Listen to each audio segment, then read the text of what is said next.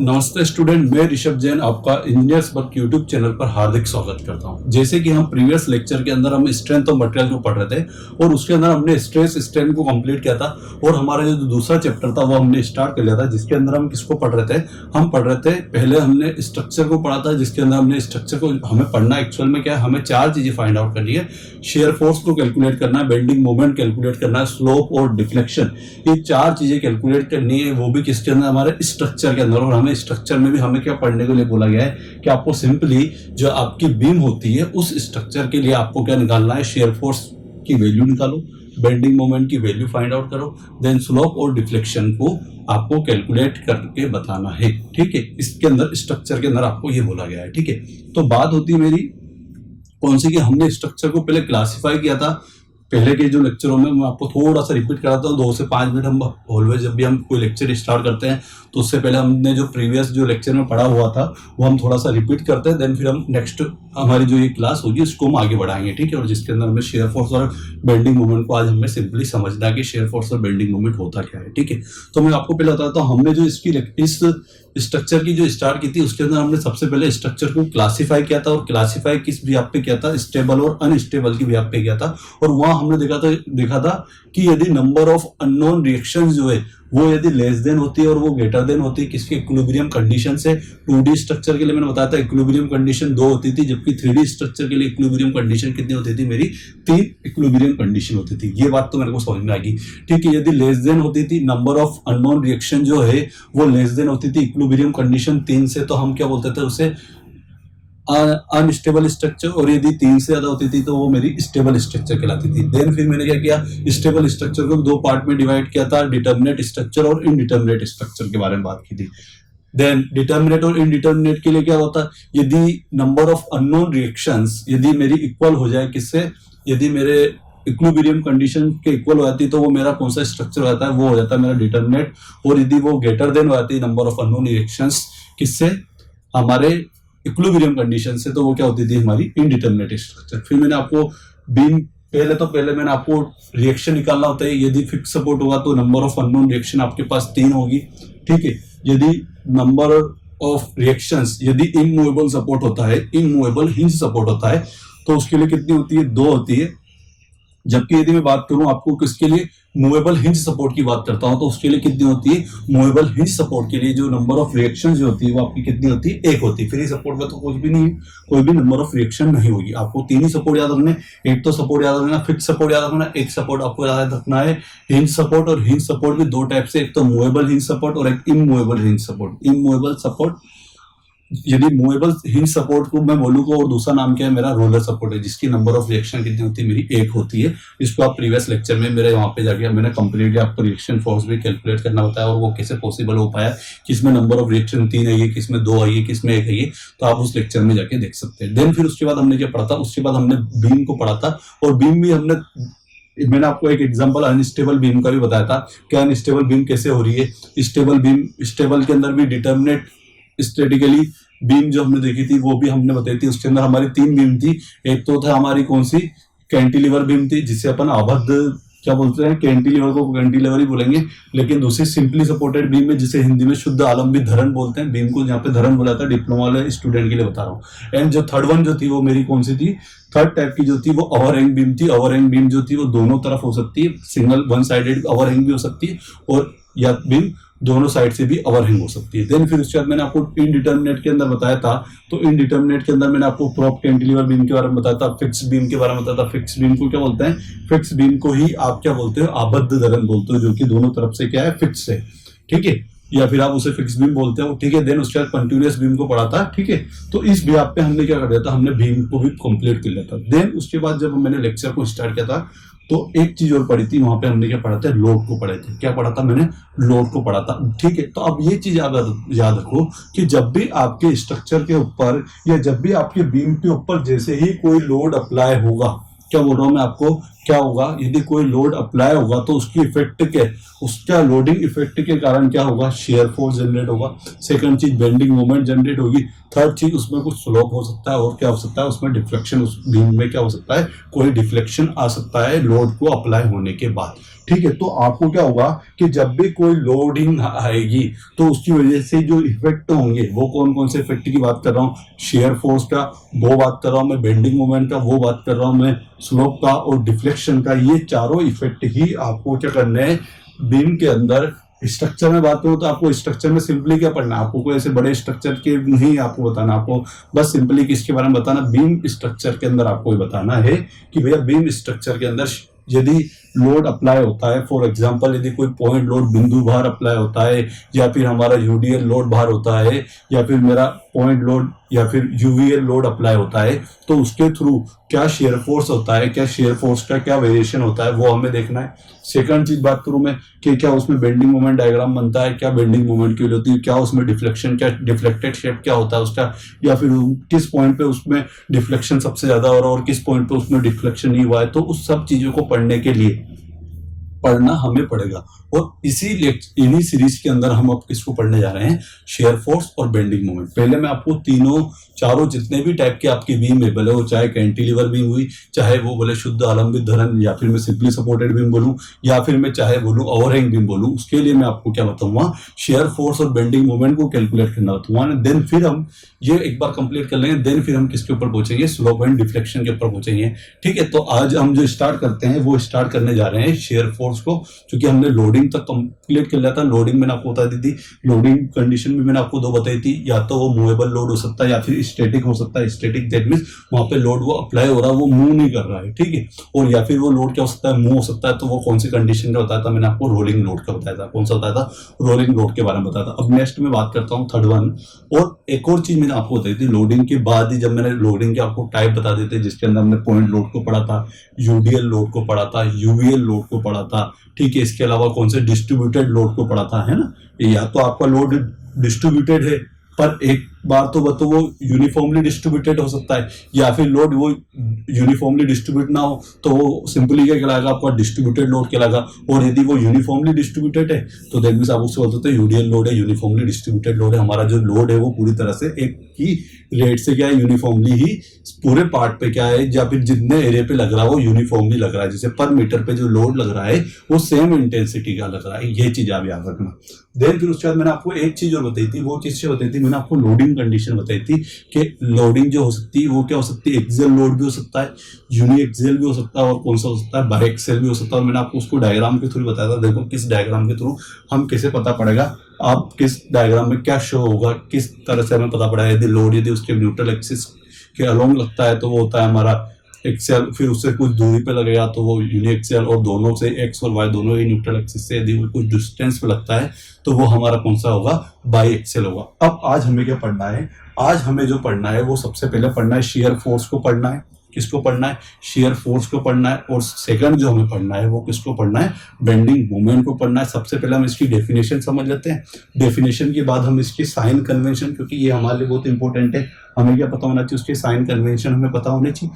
Then फिर हम उसके डायग्राम को पढ़ेंगे, और डायग्राम के बाद हम किसको पढ़ेंगे, हम डिफरेंट टाइप की बीम यूज करेंगे, उसके ऊपर लोड को अप्लाई करेंगे, और लोड को अप्लाई करने के बाद हम क्या देखेंगे, उसमें शेयर फोर्स और बेंडिंग मोमेंट को कैलकुलेट करेंगे। ठीक है, तो आपका सबसे पहला काम क्या है कि आप ना जो यहाँ तक का लेक्चर कंप्लीट हुआ था, ये पहले पढ़ लिया था हमने। अब आपको क्या टॉपिक डालना है, अब आपको टॉपिक डालना है शेयर फोर्स। क्या डालना है, शेयर फोर्स की मैं आपको सबसे पहले डेफिनेशन बताने जा रहा हूँ।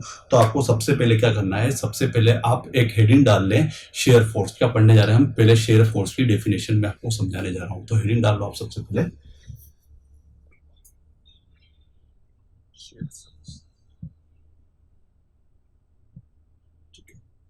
इसको हेडिंग डाल लो आप भैया, शेयर फोर्स। ठीक है, अब देखो शेयर फोर्स को मैं समझाने से पहले मैं आपको ट्रांसवर्स फोर्स को बताना चाहूंगा। किसको बताना चाहूंगा, शेयर फोर्स को बताने से पहले मैं आपको ट्रांसवर्स फोर्स को बताना चाहूंगा कि बीम में ट्रांसवर्स फोर्स कहाँ पे कैसे अप्लाई होता है। और यदि यही बात यदि मैं कॉलम की बात करूंगा तो वहां पे ट्रांसवर्स फोर्स कैसे अप्लाई होता है, आप ये देखो। ठीक है, तो देखो मैं फॉर एग्जांपल बात कर रहा हूँ, बीम यदि आपने देखी हो बीम, तो बीम किस टाइप की होती है, कुछ इस टाइप की। यदि मेरी एक रेक्टेंगुलर बीम है, और ऑब्वियस बात है यदि ये हॉरिजॉन्टली है तो ये कौन सी बीम होती है हमारी, ये तो हमारा बीम कहलाता है। और यदि इसी को मैं परपेंडिकुलर खड़ा कर देता हूं तो वो बीम किस में कन्वर्ट हो जाता है, हमारे कॉलम में कन्वर्ट हो जाता है। ठीक है, तो मैं बात करता हूं आपकी बीम की। तो बीम में यदि मैं रेनफोर्स सीमेंट प्रोवाइड करता हूं, या फिर हम यहाँ पे जब रेनफोर्स सीमेंट देंगे तो वो रेनफोर्स सीमेंट किस डायरेक्शन में देंगे, इस एक्स डायरेक्शन में प्रोवाइड करते हैं। किस डायरेक्शन प्रोवाइड करते हैं, एक्स डायरेक्शन में अपन रेनफोर्स सीमेंट प्रोवाइड करते हैं। किस डायरेक्शन में, इसको आप मान लेना कि हमारा लॉन्गिट्यूडिनल या फिर मेन रेनफोर्स सीमेंट प्रोवाइड किया है। कौन सा, लॉन्गिट्यूडिनल रेनफोर्स सीमेंट,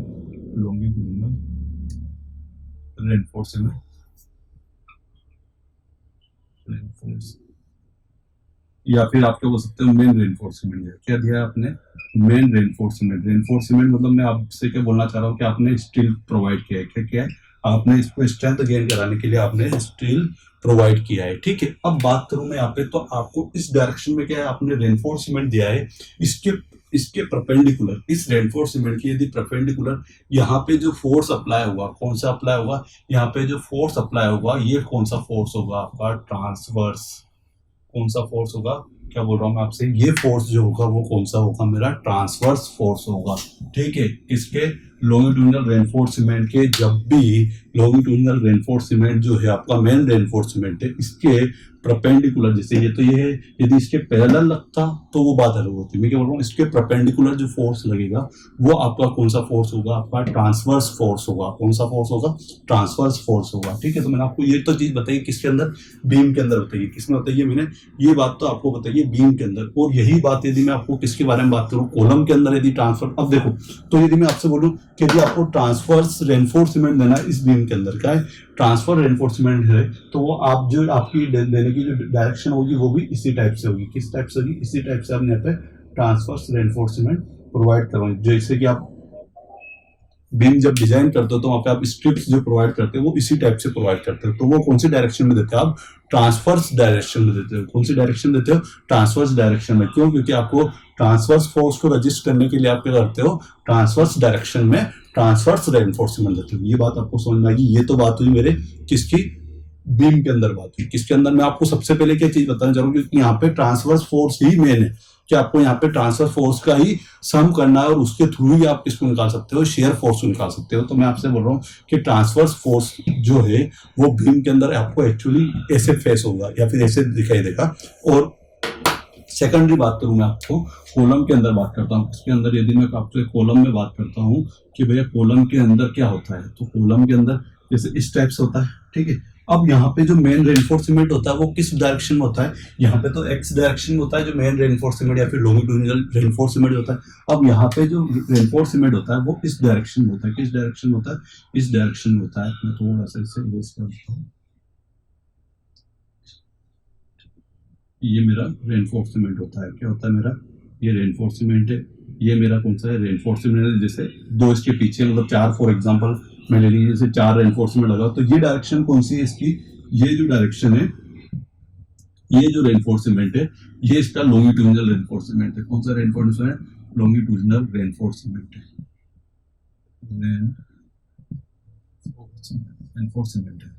मैं क्या बोल रहा हूँ आपसे, लॉन्गिट्यूडिनल रेनफोर्समेंट कौन सा है, इसकी वाई डायरेक्शन में रेनफोर्समेंट है। वर्टिकल डायरेक्शन में हमने क्या किया है, मेन रेनफोर्समेंट या लॉन्गिट्यूडिनल रेनफोर्समेंट प्रोवाइड किया है। ठीक है, अब मैं बात करूं आपको यहाँ पे जो ट्रांसफर डायरेक्शन होगी वो कौन सी डायरेक्शन होगी, या फिर ये यहाँ पे ट्रांसफर फोर्स कैसा आएगा, इस डायरेक्शन में ट्रांसफर फोर्स आएगा। किस डायरेक्शन में, इस डायरेक्शन में मेरा ट्रांसफर फोर्स आएगा। तो ये डायरेक्शन आप क्या बोलेंगे, ट्रांसवर्स फोर्स की डायरेक्शन। ट्रांसवर्स फोर्स क्या आएगा, ट्रांसवर्स फोर्स। अब आपने क्या किया, आपको यदि ट्रांसवर्स फोर्स को रजिस्ट करना है तो आपको यहाँ पे कौन सा रेनफोर्समेंट देना पड़ेगा, ट्रांसवर्स रेनफोर्समेंट है। तो आप यहाँ पे कैसे प्रोवाइड करोगे, इस टाइप से आपने ट्रांसफर रेनफोर्समेंट किया। किस टाइप से, इस टाइप से प्रोवाइड किया। तो ये आपका कौन सा फोर्स हो जाए, ट्रांसवर्स फोर्स। तो आपको बस सिंपली मैं आपको एक चीज बताना चाह रहा हूँ कि आपको जब भी आपके बीम के अंदर यदि आपको ट्रांसफर रेनफोर्समेंट बताना है तो आपको इस अकॉर्डिंग बताना, क्योंकि ये मेरी यदि लॉन्गिट्यूडिनल रेनफोर्समेंट है, आपका मेन रेनफोर्समेंट है,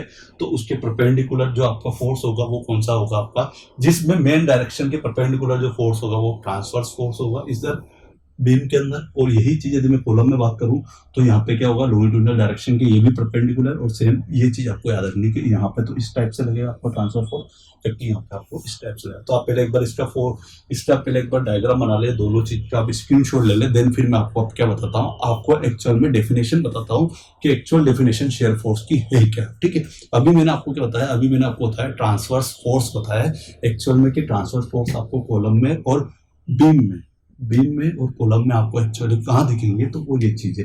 और आपको बोलूं कि यदि आप बोलो सर कि आपको लॉन्गिट्यूडिनल डायरेक्शन कौन सी डायरेक्शन होती है, लॉन्गिट्यूडिनल, मैंने आपसे हमेशा बोला है कि लॉन्गिट्यूडिनल डायरेक्शन वो डायरेक्शन होती है जिस डायरेक्शन में मेरा फोर्स लगता है। तो बीम में यदि फोर्स की बात करूँ तो फोर्स ऐसे लगता है ना, किसी भी आप पे लगता है, ये यहाँ पे फोर्स लग रहा है, क्या अप्लाई हो रहा है, यहाँ पे फोर्स लग रहा है, तो इसी डायरेक्शन में आपने क्या दिया, रेनफोर्समेंट दिया, और इसी डायरेक्शन को आप कौन सी डायरेक्शन बोलेंगे, लॉन्गिट्यूडिनल डायरेक्शन बोलेंगे। और यहाँ पे यदि जो रेनफोर्समेंट दिया है वो कौन सा रेनफोर्समेंट है, लॉन्गिट्यूडिनल रेनफोर्समेंट कहलाएगा। अब इसमें यदि मैं बात करूं तो यहाँ पे जो मेरा फोर्स लग रहा है वो फोर्स किस डायरेक्शन में लग रहा है, इस डायरेक्शन में फोर्स लग रहा है, इस डायरेक्शन में फोर्स लग रहा है। तो भैया इसी डायरेक्शन में मैंने जो रेनफोर्समेंट दिया है, उसी रेनफोर्समेंट को, इस डायरेक्शन को क्या किया है मैंने, इस डायरेक्शन में लॉन्गिट्यूडिनल डायरेक्शन का है, और इस डायरेक्शन में मैंने जो रेनफोर्समेंट दिया है उसको लॉन्गिट्यूडिनल रेनफोर्समेंट दिया है। जबकि उसके परपेंडिकुलर जो फोर्स आएगा वो कौन सा फोर्स होगा, मेरा ट्रांसवर्स फोर्स होगा। और उस ट्रांसवर्स फोर्स को रजिस्ट करने के लिए मैंने कौन सा रेनफोर्समेंट दिया है, ट्रांसवर्स रेनफोर्समेंट दिया है। तो आपको अभी मैं बस इतना बताना चाह रहा हूँ, वो क्या बताना चाह रहा हूँ, ट्रांसवर्स फोर्स के बारे में बताना चाहता हूँ। आप एक बार इसका स्क्रीनशॉट ले ले, देन फिर अपन आगे बढ़ते हैं क्या है। चलो कर दे इसे इरेज कर देते हैं। और अब हम किसको पढ़ते हैं, एक्चुअल डेफिनेशन को पढ़ते हैं कि ट्रांसवर्स फोर्स, शेयर फोर्स की डेफिनेशन क्या होती है। ठीक है, इसे मैं इरेज कर देता हूँ। ठीक है, और अब बात करते हैं ट्रांसवर्स फोर्स, शेयर फोर्स की एक्चुअल डेफिनेशन की। ठीक है, तो पहले मैं आपको डेफिनेशन लिख देता हूँ, देन फिर मैं आपको पूरा उसे एक्सप्लेन कर दूंगा कि उसकी एक्चुअल क्या होता है। ठीक है,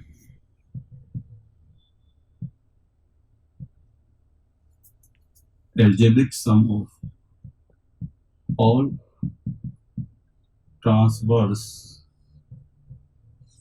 force either left and है ना, either or right side, left side and right side of at a section, क्या बात कर रहा हूं मैं, लेफ्ट साइड और राइट साइड। क्या बोल रहा हूं मैं कि भैया शेयर फोर्स क्या होता है, शेयर फोर्स क्या होता है, एक तो एल्जेब्रिक सम होता है पहली बात तो है, और एल्जेब्रिक सम किसका होता है, ट्रांसवर्स फोर्स का एल्जेब्रिक सम होता है। और अब उसको आपको निकालने के लिए क्या करना पड़ेगा, आप यदि किसी सेक्शन पे या किसी पॉइंट पे यदि आपको शेयर फोर्स निकालना है तो या तो आप ऐसा करें कि उसके लेफ्ट साइड से जिस साइड पे निकालो, जैसे फॉर एग्जांपल मैं आपको, तो ये मेरी कोई एक बीम है, अभी आप फॉर एग्जांपल में सपोर्ट पर कुछ भी नहीं, एक बीम मान लो, और यहाँ पे कोई लोड अप्लाई हो रहे हैं, कोई लोड अप्लाई हो रहे हैं, कोई लोड अप्लाई हो रहे हैं, कोई लोड अप्लाई हो रहे हैं। ठीक है, यहाँ पे ए मान लेते हैं, A force, B force, C force, D force, E force, F, और ये जी फोर्स मेरे अप्लाई हो रहे हैं। ठीक है, ट्रांसवर्स फोर्स मेरे अप्लाई हो रहे हैं। ठीक है, इसे स्मॉल ए, बी, सी, डी, स्मॉल डी, है ना, स्मॉल डी, ई, एफ, और ये जी पॉइंट मैंने आपको दे दी। अब मैं यदि आपसे बोलूं कि आप यदि मान लिया जाए कि स्मॉल डी पॉइंट पे आपके कितने फोर्स आ रहे हैं लेफ्ट हैंड साइड से, तो स्मॉल डी पे आप क्या बोलोगे कि सर स्मॉल डी पे A plus B plus C plus D, इन चारों का जो एल्जेब्रिक सम होगा वो तो किस साइड से मिला आपको, इस साइड से लोगे तो आपकी लेफ्ट हैंड साइड होगी। तो लेफ्ट हैंड साइड से आपको ये चार फोर्स को कंसिडर करना है। और यदि मैं आपसे राइट हैंड साइड से बोलता डी पॉइंट पे ही, तो ये तो लेफ्ट साइड से हुआ है, किस साइड से हुआ है, लेफ्ट साइड से हुआ है। अब ऐसे ही यदि मैं आपसे राइट हैंड साइड की बोलता, किस साइड से बोलता, राइट हैंड साइड से, तो आप क्या करते हैं कि भैया जो हमारा ट्रांसवर्स फोर्स आ रहा है, जी पे आ रहा है, एफ पे आ रहा है, ई पे आ रहा है, और एक और डी वाला, ये मेरे राइट साइड से होंगे। कहां से होंगे, मेरे राइट साइड से होंगे। आई बात समझ।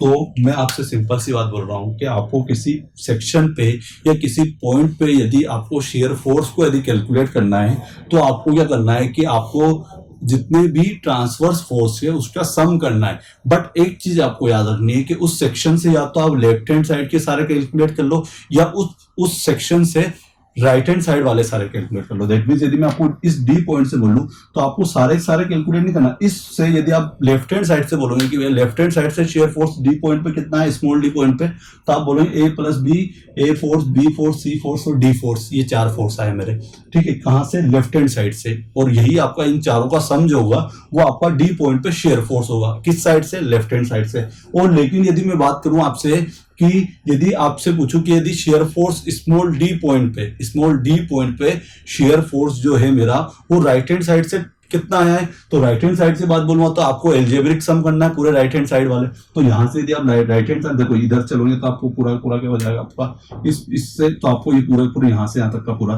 ठीक है, ये याद होगा। आप इस साइड से तो आप लेफ्ट हैंड साइड इधर से कैलकुलेट करो तो आपकी लेफ्ट हैंड साइड होगी, और इधर से कैलकुलेट करें तो वो आपकी कौन सी साइड होगी, राइट हैंड साइड होगी। हमेशा ऑलवेज आपको ये सारी साइड कौन सी माननी है, बाया मानना, और ये कौन सा मानना है, आपको दाया मानना है। तो इस तरह आप क्या कैलकुलेट कर सकते हो, शेयर फोर्स को कैलकुलेट कर सकते हो। तो ये आपको समझ में आ जाए। एक बार रिपीट कर देता हूं कि शेयर फोर्स होता क्या है। शेयर फोर्स एक पूरा एल्जेब्रिक सम होता है। एल्जेब्रिक सम मतलब जिसमें अपन पॉजिटिव और नेगेटिव दोनों ही फोर्स को, दोनों ही ट्रांसवर्स फोर्स को आप कंसीडर करेंगे। एक बात तो आई बात समझ में।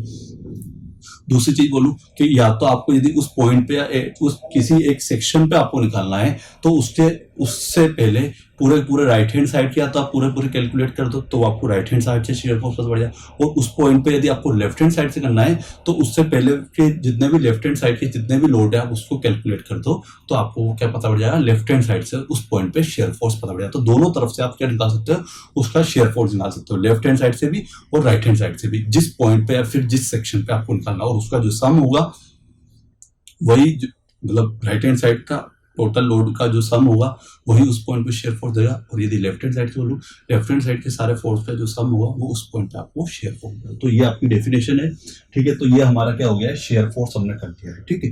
अब देखो इसके अंदर क्या होता है, एक चीज और ये होती है कि हम क्या करते हैं कि भैया हम साइन को और देख लेते हैं। क्यों, क्योंकि हमें यहाँ पे साइन को कंसिडर करना है। किसको कंसिडर करना है, साइन, क्योंकि एल्जेब्रिक सम है तो हम यहाँ पे साइन को भी कंसिडर करते हुए चलेंगे।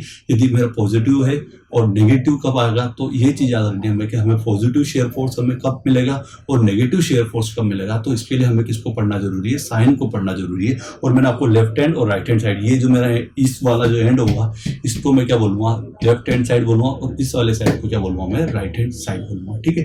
तो हम देखते हैं आप साइन को पढ़ना है, किसको पढ़ना है, साइन को पढ़ना। और वो भी किसके साइन को पढ़ने जा रहे हैं, अभी हम शेयर फोर्स के साइन को पढ़ने जा रहे हैं, साइन कन्वेंशन पढ़ने जा रहे हैं, साइन विधि पढ़ने जा रहे हैं, ठीक है। तो इसे मैं इरेज कर, अब देखो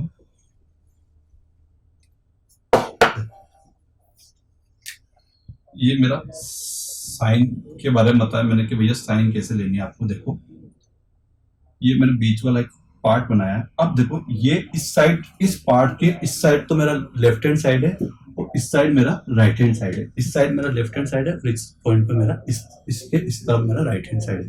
अब देखो आपको मैं क्या बोल रहा हूँ, यदि आपको पॉजिटिव शेयर फोर्स कब मिलेगा, पहले तो बताता हूँ आपको पॉजिटिव शेयर फोर्स, क्या बोल रहा हूँ, पॉजिटिव शेयर फोर्स कब मिलेगा। तो देखो आपको एक चीज याद रखना कि यदि आप राइट हैंड साइड से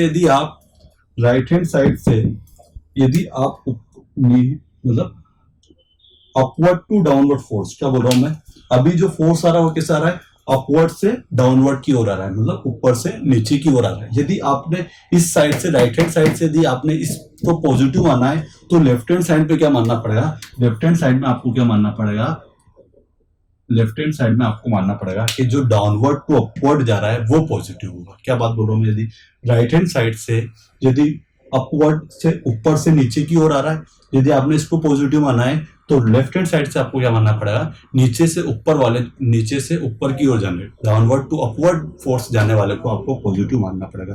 तो ये तो पहली बात हुई मेरी, ठीक है। ये पॉजिटिव मेरा शेयर फोर्स हो जाए, कौन सा फोर्स हो जाए, ये मेरा पॉजिटिव शेयर फोर्स हो जाए। आगे बात समझ, अब सेकंड में बात करूंगा मैं आपसे, पॉजिटिव शेयर फोर्स हो जाए यहाँ पे। अब नेगेटिव शेयर फोर्स कब होगा, तो एक तो पॉजिटिव का तो काम हो गया, नेगेटिव शेयर फोर्स की आपको बात बताता हूं मैं।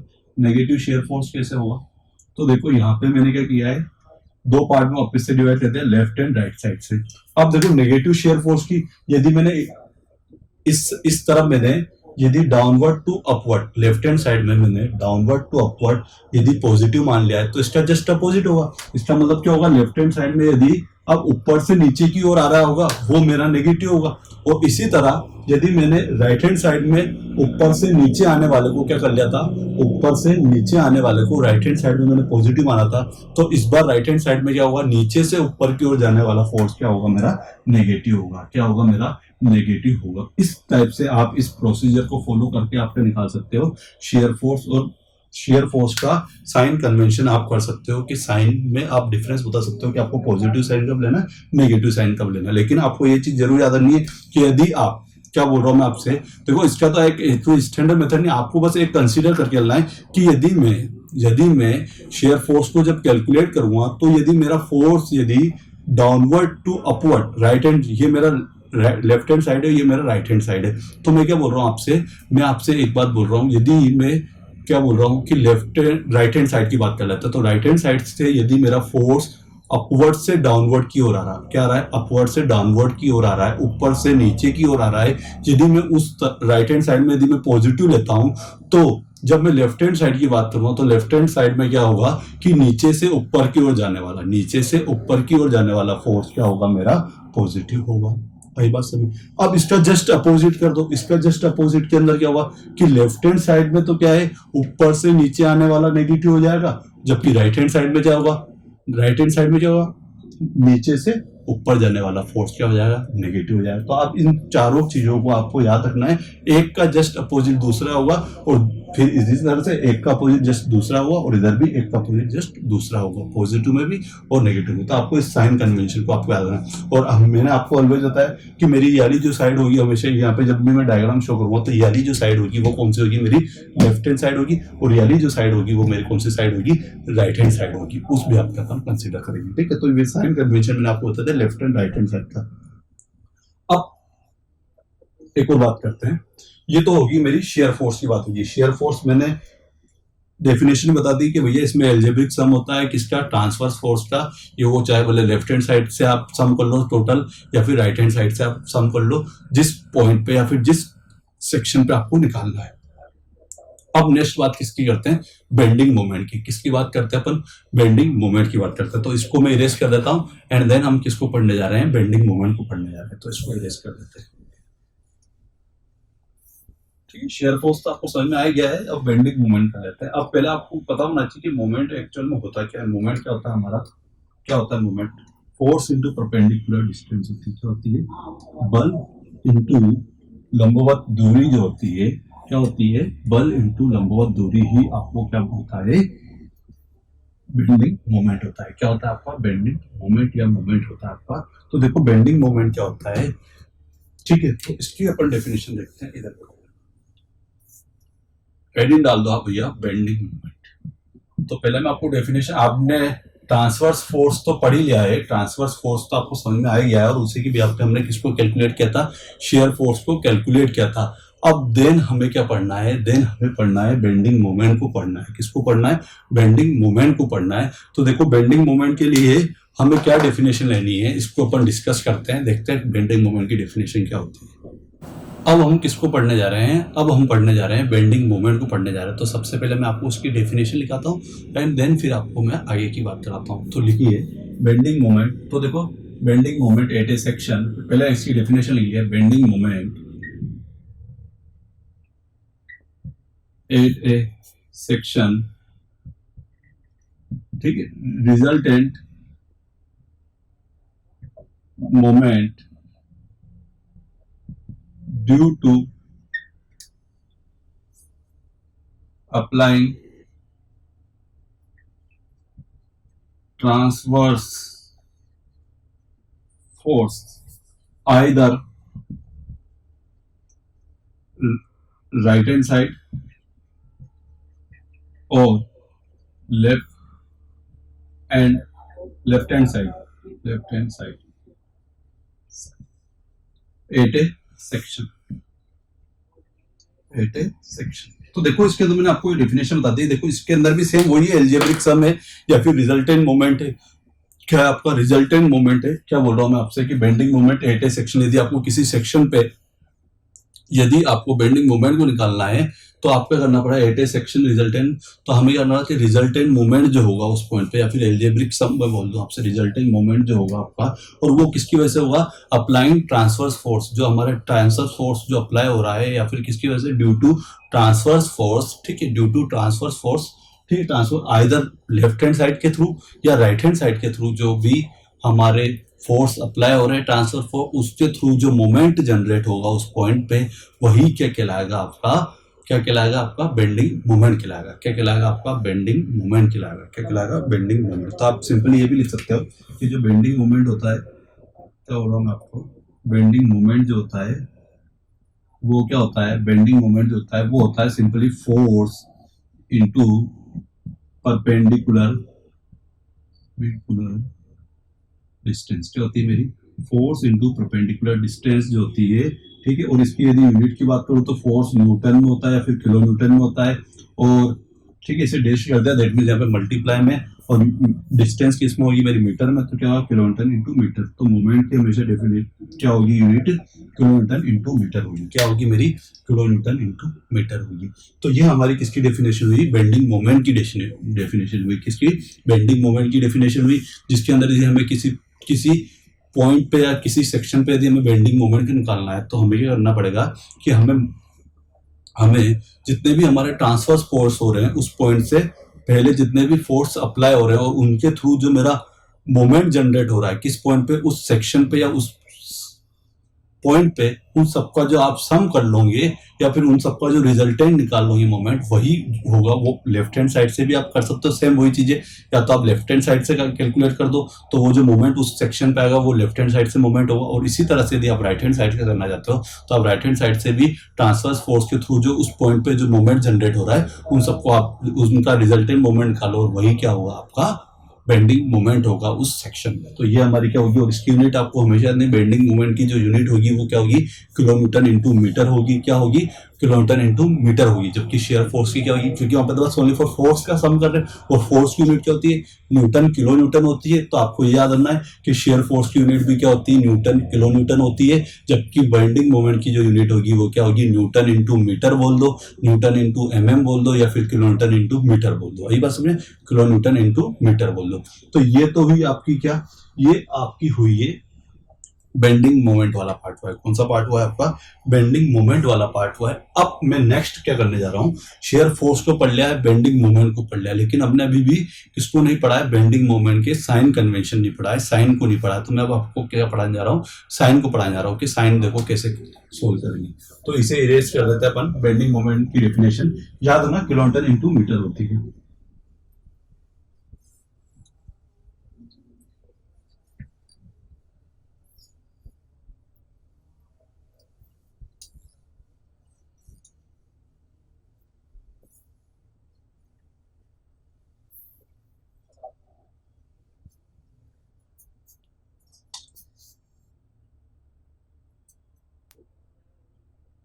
ठीक है, अब देखो हमें क्या पढ़ना है, साइन को पढ़ना है।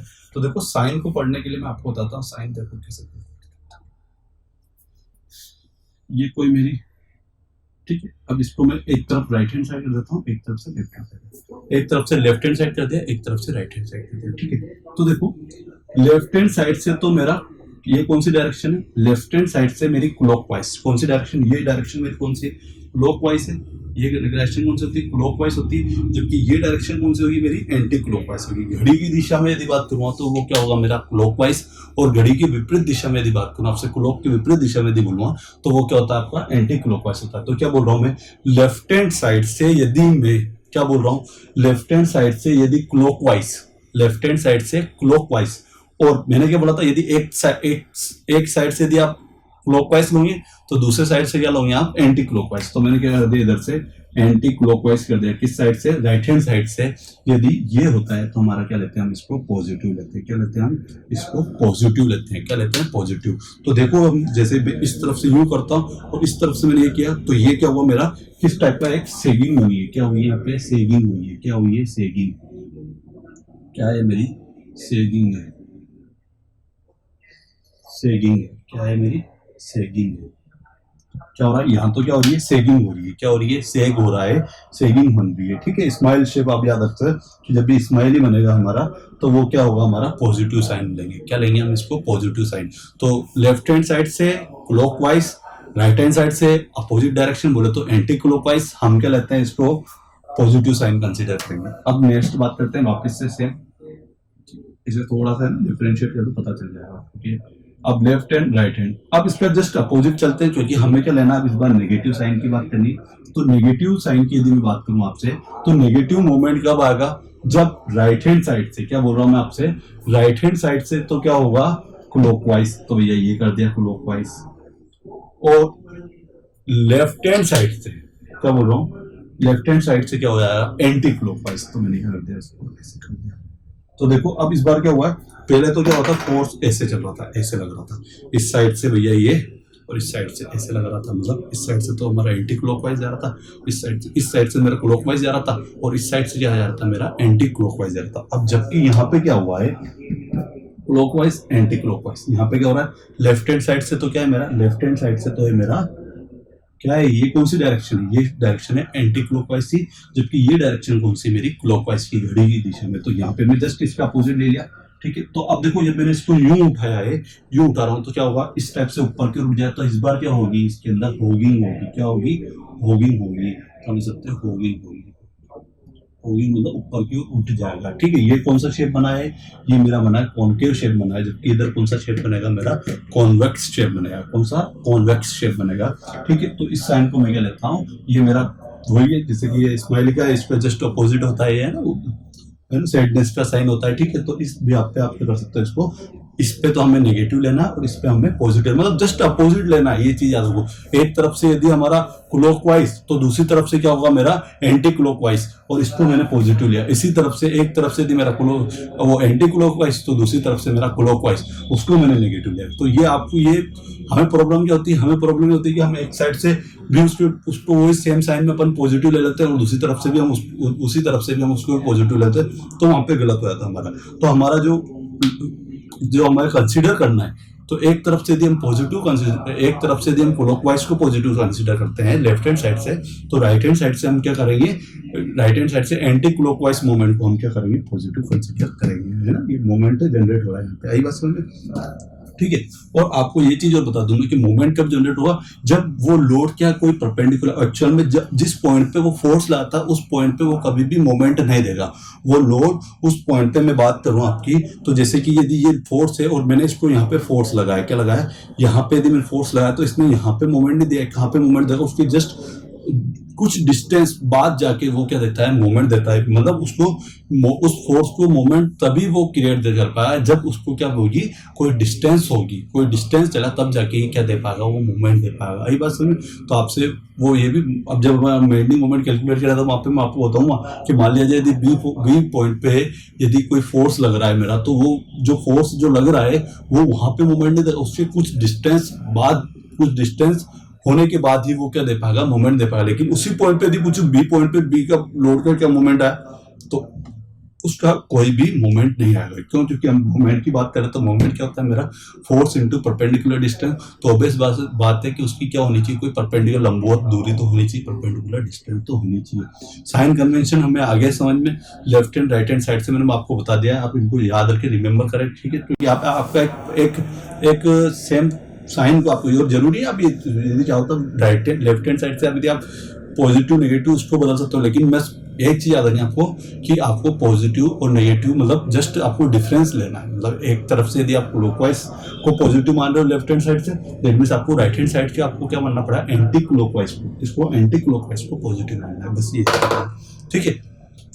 तो ये हमारे किसकी बात हुई, बेंडिंग मोमेंट की बात हुई। मैंने आपको शेयर फोर्स भी समझा दिया है, बेंडिंग मोमेंट भी समझा दिया है। अब मैं आगे क्या पढ़ने जा रहा हूं, अब मुझे आपको एक तो रिलेशनशिप बताना है, ठीक है। अभी बेंडिंग मोमेंट शेयर फोर्स पढ़ेंगे अपन, आगे जाके अपन हर बीम के अंदर हम लोड को अप्लाई करेंगे। और एक चीज याद रखना कि क्या बात बोल रहा हूं कि जैसे ही कोई भी बीम पे लोड अप्लाई होगा, जैसे ही लोड में वेरिएशन हुआ है, जैसे ही बीम में वेरिएशन हुआ है, तो उसी व्याप पे आपके किस में वेरिएशन होगा, शेयर फोर्स और बेंडिंग मोमेंट में भी वेरिएशन होगा। ठीक है, तो मैं आपको पहले एक रिलेशनशिप बताता हूँ कि रिलेशनशिप कैसे निकालते हैं अपन। रिलेशनशिप बताऊंगा मैं आपको पहले। तो आज अभी अपन तीन चीजें पढ़ रहे हैं, लोड आ रहा अपने बार बार, मोमेंट आ रहा और शेयर फोर्स आ रहा, तो पहले इन तीनों का रिलेशनशिप देखेंगे एंड देन फिर जब अपन स्लोप और डिफ्लेक्शन पढ़ेंगे तो फिर इन पांचों का रिलेशनशिप देखेंगे। तो अभी अपन बात करते हैं किसकी, शेयर फोर्स और बेंडिंग मोमेंट और लोड की रिलेशनशिप को देखते हैं। ठीक है, तो इसको इरेज कर देता हूं मैं और हेडिंग डाल लो आप,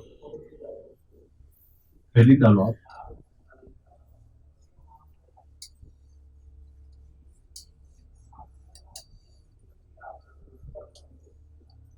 हेडिंग डाल दो आप। हेडिंग क्या डालनी है आपको, हेडिंग डालनी है आपको सिंपल सा कि क्या, आपके सिंपल से relationship between shear force bending moment and क्या डालना आपको, रिलेशनशिप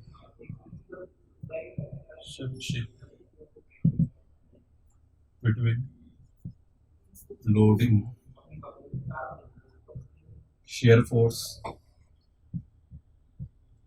एंड बेंडिंग मोमेंट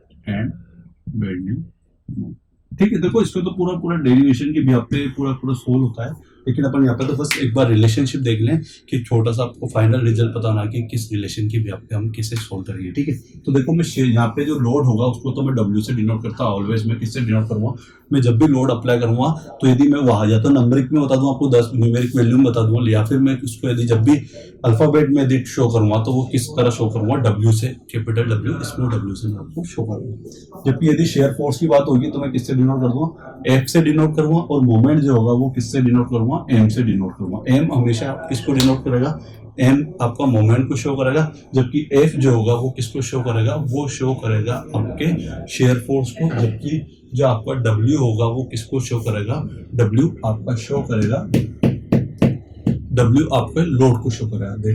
अब मैं देखो सिंपल सी बात बताता हूँ, यदि रिलेशनशिप बताता हूँ। फर्स्ट रिलेशनशिप क्या है आपका, कि यदि आपको W निकालना है, मतलब लोड निकालनी है, क्या निकालना है, W निकालना है, तो आप कुछ मत करें, डिफरेंशिएट कर दे शेयर फोर्स का, तो आपको क्या मिल जाएगी, आपको लिमिट मिल जाएगी, क्या मिल जाएगा, डिफरेंशिएट शेयर फोर्स का यदि आप, या फिर rate of change of share force क्या होता है, rate of change of shear force होता है हमारा लोड। क्या होता है, रेट ऑफ चेंज ऑफ जो शेयर फोर्स, आपसे पूछ सकता है rate of change of share force क्या कहलाता है, क्या निकलता है, इससे लोड फाइंड आउट हुआ। तो इसी भी आप या फिर जब आप इस तरह से डिफरेंशिएशन को साइन को हटाते हो तो आपको यदि F निकालना हो, क्या निकालना हो, आपको शेयर फोर्स निकालना हो, तो इसका मतलब क्या करना पड़ेगा, आपको लोड को इंटीग्रेट करना पड़ेगा, किसको, इस लोड को। इस तरह से डिफरेंशिएशन हटेगा तो इस साइड क्या आया, मेरा इंटीग्रेशन आ जाएगा, तो क्या हो जाएगा, देखो क्या हुआ, W इंटू dx, और इधर 0 से लेके x तक की लिमिट हो जाएगी।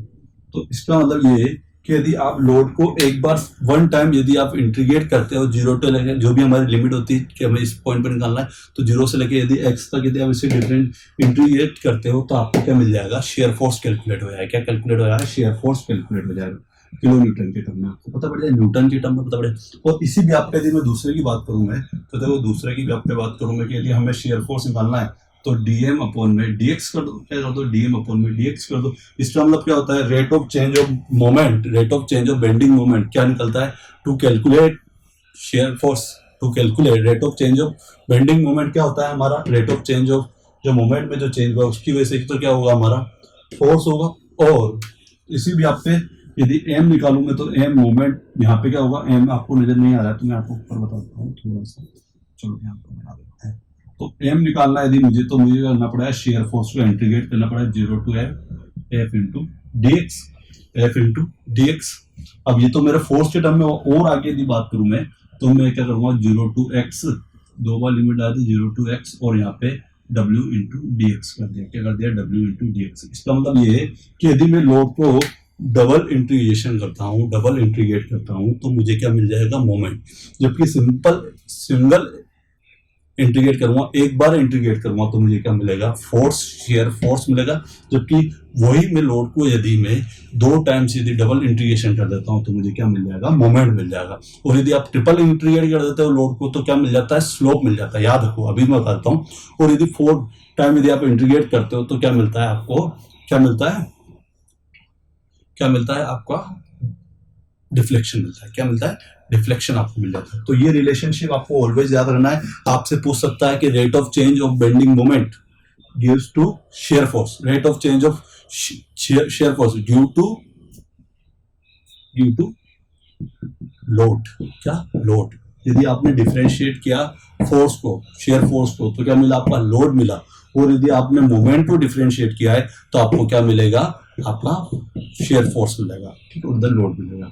और सेम इसी तरह से मैंने आपको दोनों चीजें बता दी। तो आप एक बार इसके स्क्रीनशॉट ले लें, देन फिर अपन आगे बात करते हैं कि आगे हमें क्या पढ़ना है। तो आप एक बार इसके स्क्रीनशॉट ले लें, ठीक है। इसे इरेज कर देते हैं। अब इरेज करके हम क्या लिखते हैं? एक दो लाइन बताना चाहता हूँ, ठीक है। और वो दो लाइन क्या है? Rate of change of shear force, rate of change of, क्या है? पहला तो है हमारा rate of change of shear force